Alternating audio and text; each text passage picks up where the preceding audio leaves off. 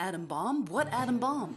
According to underpaid US scientists, the atom bomb exploded in 1945 like this exactly, when new projectile rings made of 30.5 kilograms heavy uranium-235 were mechanically pushed about and then again mechanically pressed into 6 target rings. So, 30.5 kilograms of uranium-235 thrusted via the wolfram carbide disc projectile and the steel back of the projectile, which in turn accelerated through the cordite propellant charge and through 4 plutonium-beryllium initiators, which were crushed over the plug by the projectile rings. All of this apparently started the magical nuclear procedure. This happened 600 meters above ground as the bomb itself dropped with 324.7 meters per second. Why these new projectile rings did not drop by themselves due to gravity is not quite clear. Do you understand? It's so simple. Shove, throw, or push 9 uranium-235 projectile rings supported by exploding cordite towards 6 uranium-235 target rings and press them into a wolfram carbide pipe. Sleeve, disc, plug, hence nuclear fission, and then boom! And don't forget, you absolutely have to tighten the lock nut on the nose of that steel brace. So why has it taken the Iran 20 years to do this?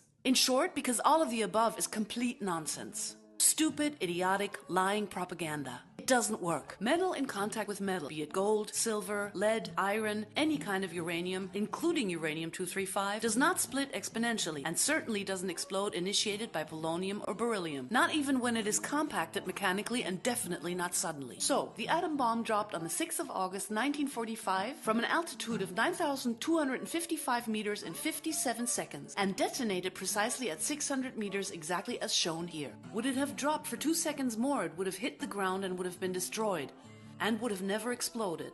Absolutely believable. Let's take a look at the places in which nuclear explosions allegedly took place.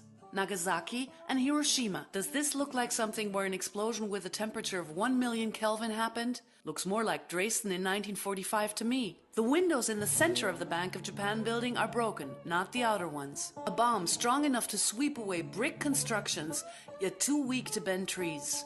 Yeah, sure. More of a case for Oliver Zumann and his trolls of Vienna. Eyewitnesses stated that something between 200 and 400 B-29 bombers flew over the city between 2 and 4 a.m. and dropped 1,500 tons of napalm bombs. Another interesting story is the one about German physicist Klaus Fuchs, who emigrated to England in the 1930s and participated in a highly confidential development of an atom bomb. He was also in charge of the very unsuccessful Manhattan Project, slipped informations to the Russians and landed in jail for 14 years. And so, Stalin, just like the Americans, was boldly able to work on his version of the fake atom bomb, knowing that the enemy was just bluffing. I'll just skip the idiotic part about Einstein and his E equals mc square. That stuff about matter converted into energy that brings forth a total of energy according to the mass multiplied by the speed of light times square. He's just another part of this dumbing down game, like all the other so-called scientists. For decades, the US and the Japanese governments have spent more than hundreds of millions of dollars to understand how the radiation of the nuclear bomb harmed the people of Hiroshima or Nagasaki. One version is that these bombs were never dropped. And where has it disappeared to? The radiation. Even stranger is the fact that the Big Five in the UN, those with permanent veto powers, all happen to be governments authorized to have nuclear weapons. But a rogue who thinks evil, I suppose. Please take a look at the B-61 atom bomb that has just been made steerable by the Americans for $1 billion, but still has immobile tail fins. Another fun fact, it's absolutely safe to take a ride around in a hangar full of atom bombs for publicity. Not at all dangerous, especially when it's old, overweight, and poor-sighted military doing it. The conclusion? In order to cover up the truth about nuclear bombs, the US government created CCD, Civil Censorship Detachment, right after the occupation of Japan. CCD was confidential. No one was to know that there was censorship in Japan.